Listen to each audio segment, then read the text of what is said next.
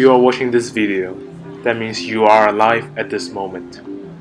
You have experienced many things in your life. You have gotten sick, then got better as time goes on. People you know may have passed away.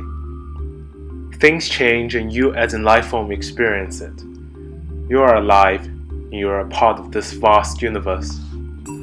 Sometime during your existence, you may have slowed down and thought about the magnificence of life.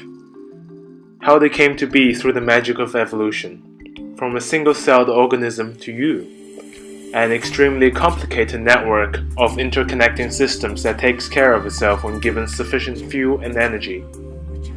You move, you dream, you create, you reproduce. You do all that a human can do, and more. But can you make the argument that a more complicated self-sustaining system is, in some sense, a superior type of life form? Because we are what's left over after however many millions of years it takes for life to get to this stage.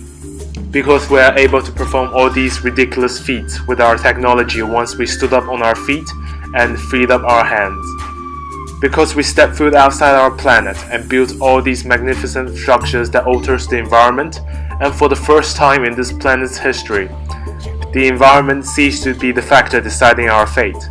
We as a species decide our own fates. We pride ourselves for being who we are. We might as well be the perfect life form. We explore, we reproduce, we conquer, we destroy, we recreate, we change, we live.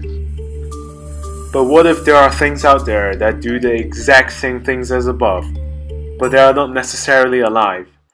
Their existence along this road of evolution and the development of life itself seemed inevitable, yet rather remarkable. They are viruses. It is a simple collection of genetic materials and proteins. Its sole purpose is to utilize other living organisms' resources in order to replicate themselves and keep spreading, regardless of the mayhem it causes during the whole process. Rinse and repeat. It is a simple yet deadly machine. They don't need to look for food, run away from prey, or anything. You can't kill what's never alive. Imagine the complex system that makes us function as mostly normal human beings as a black box, where it takes in resource, nutrients, and energy, and outputs more humans within a certain time frame. Now repeat the same process, but substituting the amount that human requires to what a virus needs, and cut the time frame down to almost instantaneous in comparison to human reproduction. In order to spread itself, to survive, it does not need to be alive. It just follows the instruction that comes with the package and moves on. There is no emotion, no reason, just something doing its job. In this constant battle with our body's immune system, all a virus needs to do to avoid detection is to mutate, so that our body can no longer recognize its markers and let it roam free. So you might be thinking, if all a virus wants to do is just to survive, its intention is never to inflict pain on us, on all the organisms, then why all these problems? To answer that, we need to look at the human body. If we really look at the human body as it is a collection and cooperation of multiple systems.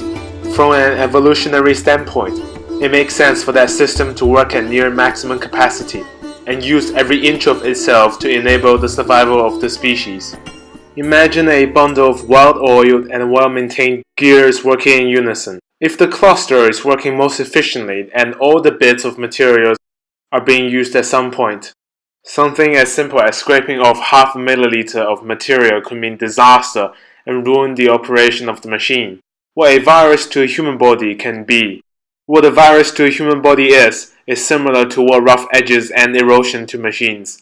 If we have developed a functional and healthy immune system, like how a machine could be well designed and manufactured, then a lot of the problems can be eliminated, or you will have a much smaller impact. But then again, wear and tear comes from the most unexpected places, and change in the genetic material of viruses can cause harm despite how well we have fared against sickness before. Disrupting a system is much more easier than to maintain it. Disorder trumps order. That is the nature of the universe. Viruses exist to destroy orderly systems. They destroy the lives of those alive without being alive themselves. That is their purpose.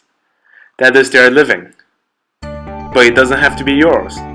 Starting from today, make your life's purpose the opposite of that of viruses. Use your experience, use your existence to help others. Make the world a better place, make others happy. Help the animals.